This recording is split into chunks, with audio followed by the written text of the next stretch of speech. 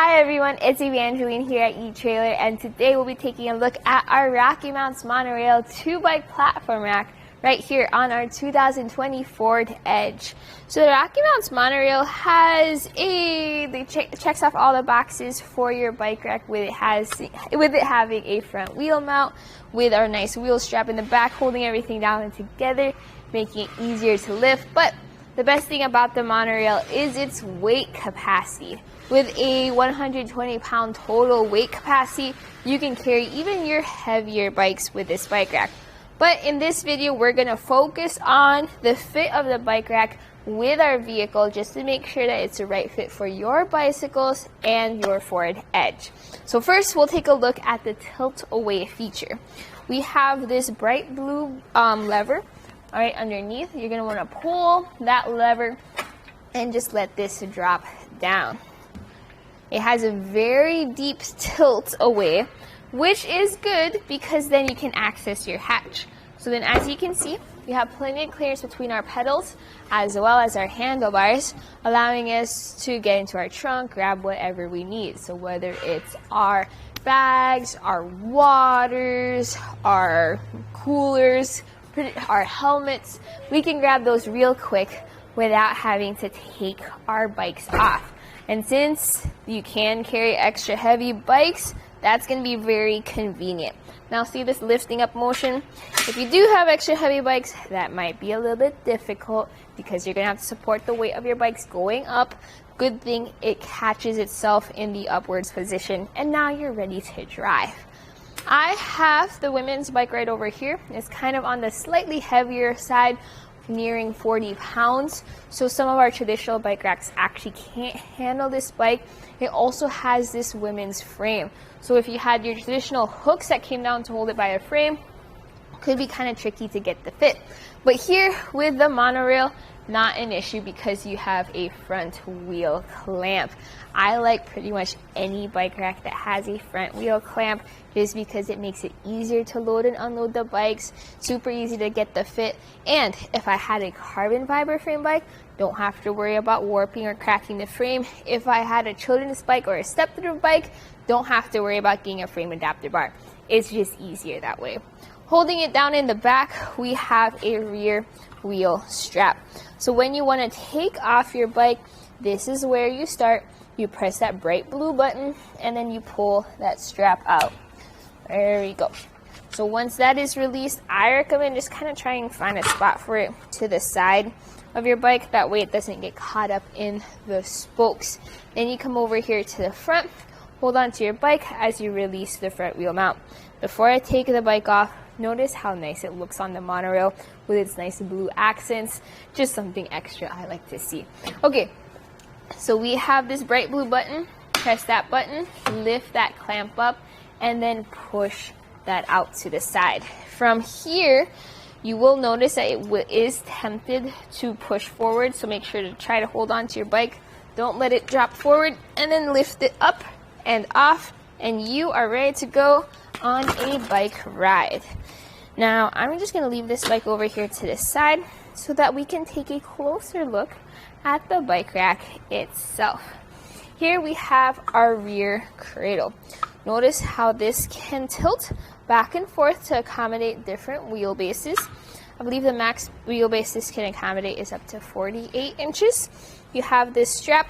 This goes down. You have that nice little opening just to help you ratchet that down. Over here in the front, you have a front wheel cradle too. Also notice the way the grooves are made. So whether you have your really thin tires or even your fat tires, the maximum tire width this can carry is up to 5 inches. So your fat bike's perfectly fine as well. This folds down and then clicks to secure. You also have this front wheel mount. So this is an interesting design. You have more of an angle at the end, and it's made of a sort of rubberized material.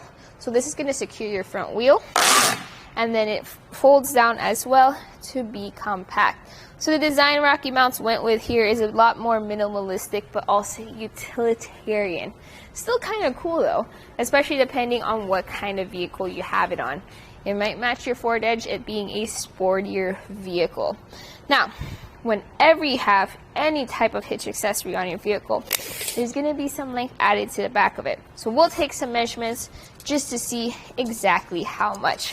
First, we're going to measure from our bumper to the furthest point of the bike rack, which is the end of this mount, and it sits at about 30 inches. So that's pretty normal for a 2-bike platform rack. Still a measurement to remember whenever you're backing into your garage or trying to park into a really tight spot. Don't forget that you have bikes as well as a bike rack behind you. With this being a mid-size SUV, it is taking a little bit more space than a compact SUV, so something to remember, especially if you have a really teeny tiny garage. Now we'll take a measurement for ground clearance. So I'm actually going to measure under here where that lever is, and that clearance is about 17 inches compared to the tray, which is at 2.5 inches. Now the shank sits at 10.5 inches. So ground clearance is important for your forward edge because seeing where your hitch is, it is kind of lower to the ground compared to your taller SUVs. So as you go up really steep inclines like your driveways or your hills, your front will go up, your back will go down, and it's very important to have enough ground clearance for that so that your bikes don't hit the ground. So you're going to want pretty much any bike rack that has a shank rise. That's going to be very important for you just so your bikes are safe. Now, what if you're not planning on taking your bikes out for a ride, but you also don't want to take the bike rack off completely? What you can do is you can fold this up into a portable compact position. To do so, remember that blue lever we pulled earlier? I'm going to pull that again, but this time fold the rack up and against your vehicle. Just like that. You're going to hear the click, and that's how you know it's secure. Let's take a look at measurements again because it looks like it comes close to your bumper. So we're just going to verify that all's good. So from the bumper to that front wheel mount, we have 1.5 inches of clearance, enough for my hand to fit through. This is a really sturdy bike rack though, so that's as close as it's ever going to get. No issues at all with clearance with your vehicle. Length added to the back of our vehicle is now from the bumper to where that lever is, 8 inches. Sticks out a little bit further over here by the shank, and that's 11 inches. So if you want to drive around town and you want to make sure you're not taking up too much space, this is a great position to have it in. Also, if you're storing this in your garage, this is the storage position. Let's talk about how it looks behind our forward edge. So we have our rear window completely visible. We also have our tail lights also completely visible.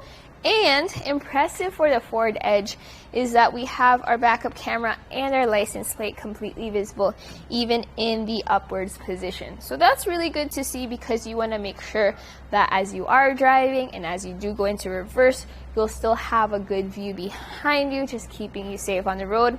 With your license plate visible as well, it keeps you legal on the road. Now let's talk about how this fits into our hitch. So we have a 2-inch shank with our RockyMounts MonoRail right now, and this is kind of a heavier bike rack just because it can carry heavy bikes. So what I added to our kit right over here, or our setup, is the etrailer hitch alignment collar. So you set it up the first time, then you put the collar in. That way, whenever you want to install your bike rack, you don't have to always lean back and forth to make sure everything's lined up. You just pop it in and then tighten that bolt down. Speaking of that bolt, so we have an anti-rattle bolt with a lock. Now this lock is also Keto-like to the cable lock that goes with your bike rack. That way you can secure both your bikes and your bike rack with that just one key. Now you also get a tool to tighten that down, but I recommend doing what I do, and is that I use a socket wrench with a 3/4 socket. It makes it so much easier to tighten that down and make sure everything is secure. So let's do a shake test just to demonstrate the anti-rattle bolt. So as I shake our bike rack, notice how I'm really just shaking the vehicle at this point, showing that it's a secure fit between our shank and our hitch receiver.